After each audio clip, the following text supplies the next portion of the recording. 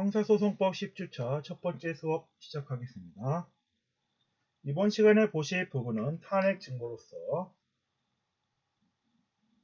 탄핵 증거의 의의 및 성질, 탄핵 증거의 허용 범위, 탄핵 증거의 자격, 탄핵의 대상, 탄핵의 범위, 탄핵 증거의 조사 방식 순으로 살펴보도록 하겠습니다. 먼저 탄핵 증거의 의의 및 성질을 보시면요. 형사소송법 제318조의 2는 제312조부터 제316조까지의 규정에 따라 증거로 할 수 없는 서류나 진술이라도 공판 준비 또는 공판 기일에서의 피고인 또는 피고인이 아닌 자의 진술의 증명력을 다투기 위하여 증거로 할 수 있다 라고 규정하고 있습니다. 진술의 증명력을 다투기 위한 증거를 탄핵 증거라 하며 탄핵은 증거의 증명력을 다툰다는 의미를 가지고 있습니다. 탄핵 증거는 전문 법칙에 의해 증거 능력이 없는 증거라도 진술의 증명력을 다투기 위하여 탄핵 증거로서 사용될 수 있다는 의미를 가지고 있습니다. 탄핵 증거는 범죄 사실을 인정하는 증거가 아니므로 소송법상 엄격한 증거 능력을 요하지 않으며 전문 법칙에 의해 증거 능력이 없는 전문 증거라도 증거로 사용될 수 있는 것입니다.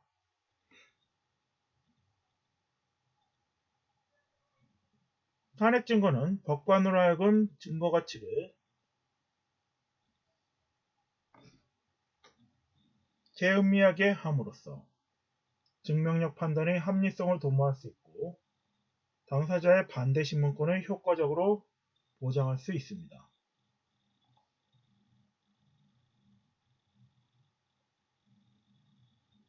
탄핵 증거의 허용 범위를 살펴보시면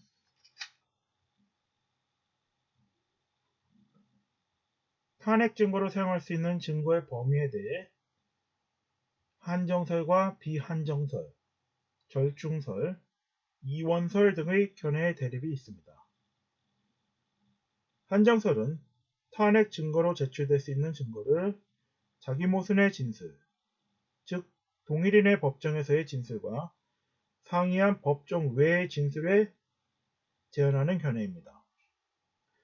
한정설은 자기 모순의 진술로 증명력을 감쇄하는 경우와 타인의 진술에 의해 증명력을 다투는 경우 사이에 질적 차이가 있다는 점을 근거로 하고 있습니다.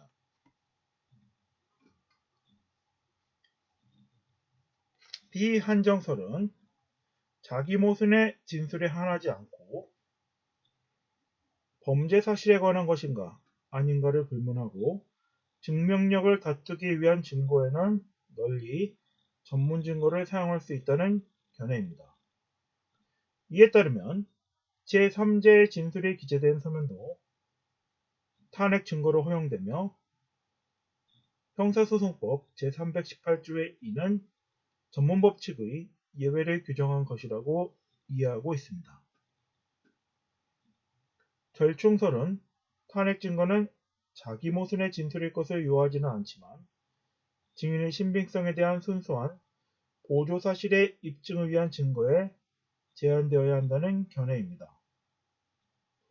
탄핵 증거란 증거의 증명력을 감쇄하는 사실을 입증 취지로 하는 증거를 말하며 증명력을 감쇄하는 사실은 증인의 신빙성에 관한 순수한 보조사실을 의미하므로 순수한 보조사실을 입증하기 위한 탄핵 증거에는 전문법칙이 적용되지 않으나 범죄 사실에 대한 증거를 탄핵 증거로 제출할 수 있다고 하면 주요 사실 또는 간접 사실이 전문 증거에 의해 입증되는 것과 같은 결과를 초래한다는 점을 이유로 하고 있습니다.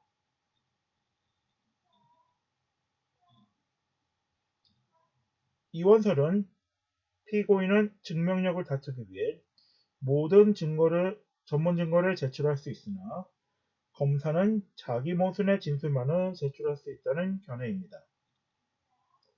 검사는 범죄 수사를 위한 조직과 강제 수사권을 가지고 피고인에 비해 우월한 지위에 있기 때문에 탄핵 증거의 범위도 피고인의 이익을 위한 방향으로 해석하여야 하며 피고인에게 불이익한 증거는 자기 모순의 증거에 의해 제한되어야 하지만 피고인의 무죄 입증은 검사의 유죄 입증에 대한 탄핵으로서의 성질을 가지므로 피고인 측에서 탄핵 증거, 즉 실질 증거라고 할 수 있고 탄핵 증거로 제출할 수 있는 증거에는 제한이 있을 수 없다는 것을 근거로 하고 있습니다.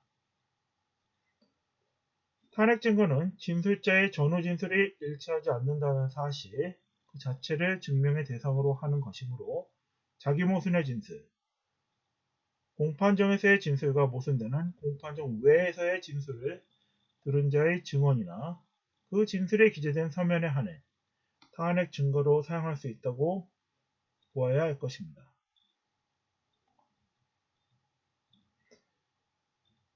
탄핵 증거의 자격과 관련하여 탄핵 증거로 사용될 수 있는 것은 증거 능력이 인정되지 않는 전문 증거이며 임의성 없는 자백이나 진술은 탄핵의 증거로 사용될 수 없습니다. 위법하게 수집된 증거 역시 탄핵 증거로 사용될 수 없으며 영상 녹화물은 형사소송법 제318조의 2 제2항에 따라 탄핵 증거로 사용될 수 없습니다.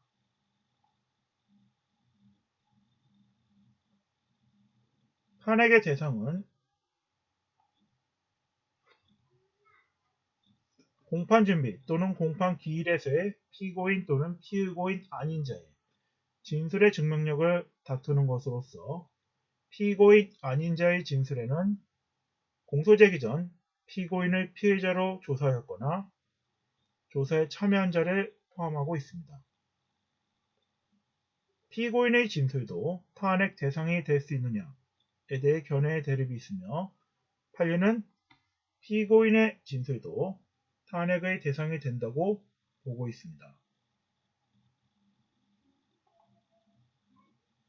탄핵 증거는 진술의 증명력을 다투는 데 사용되어야 합니다.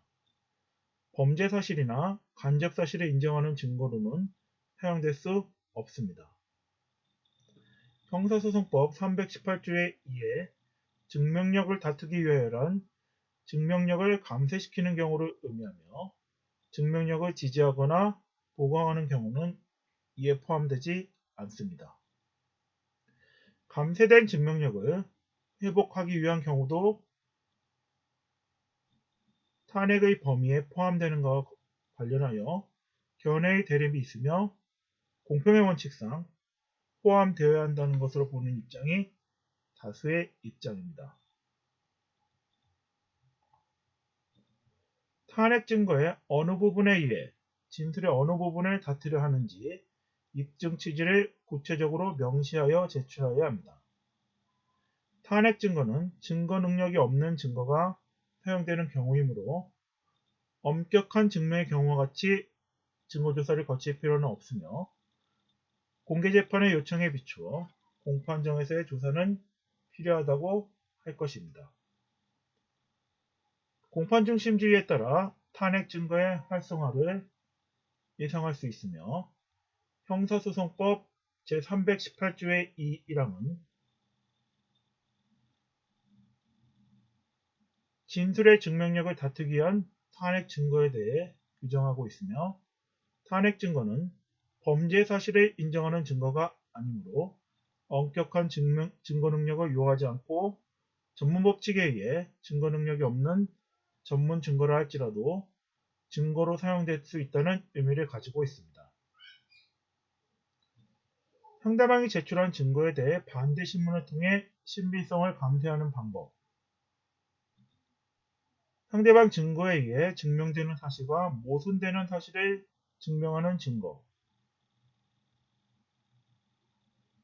등을 통해 진술의 증명력을 다투는 것이 탄핵 증거의 원칙적 모습이 되겠습니다.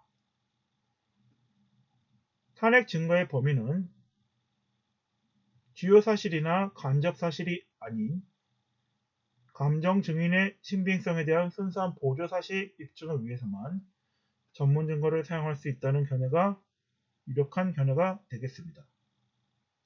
공판 중심주의에 따라 전문가 증인 내지 감정 증인의 증언을 중심으로 재판이 이루어질 경우 탄핵 증거를 통한 전문가 증인 내지 감정 증인의 탄핵을 시도하는 일이 빈번할 것으로 예상됩니다. 왜냐하면 증인이 편견을 가지고 있다는 등 증인에 대한 이해관계 내지 신빙성을 다투는 것이 진술을 직접 공박하기보다는 보다 효과적인 방법이기 때문에 탄핵 증거를 통한 증명력을 다투는 것이 보다 활성화될 것으로 예상되고 있습니다. 이번 시간에는 탄핵 증거에 대해 살펴보았습니다. 이상으로 형사소송법 10주차 첫 번째 수업을 마치겠습니다.